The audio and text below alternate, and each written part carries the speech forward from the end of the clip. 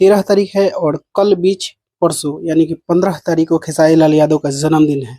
ये जन्मदिन खेसारी लाल यादव के फैंस के लिए एक त्योहार की तरह होगा, क्योंकि दोस्तों 1 साल तक वेट करते हैं फैंस इस स्पेशल दिन के लिए। और बहुत सारे खेसारी लाल यादव के जो समर्थक हैं, जो सिंगर्स हैं, जो गाना गाते हैं, वो लोग बर्थडे सॉन्ग भी आएंगे।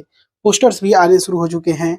एक गायंती फिल्म से आ रहा है, जो कि क्या नाम है उनका, राजीव शर्मा जी का चैनल है। टुनटुन यादव जी भी गा रहे हैं, अखिलेश कश्यप जी भी रिलीज करने वाले हैं। बहुत सारे सिंगर्स खेसारी लाल यादव के बर्थडे सॉन्ग को रिलीज करने वाले हैं। कल तक सारे गाने रिलीज हो जाएंगे। हमको लगता है कल शाम से शुरू हो जाएगा गाने रिलीज होना, जो भी बर्थडे सॉन्ग आए हैं। और इस स्पेशल दिन पे देखिए क्या क्या खास होता है, क्योंकि बहुत ही ज्यादा सब कोई एक्साइटेड है। और खेसारी लाल यादव तो कश्मीर में हैं। अब देखिए क्या प्लानिंग किए हैं वो अ, अपने बर्थडे का, ये तो कल कल परसों तक पता चल जाएगा।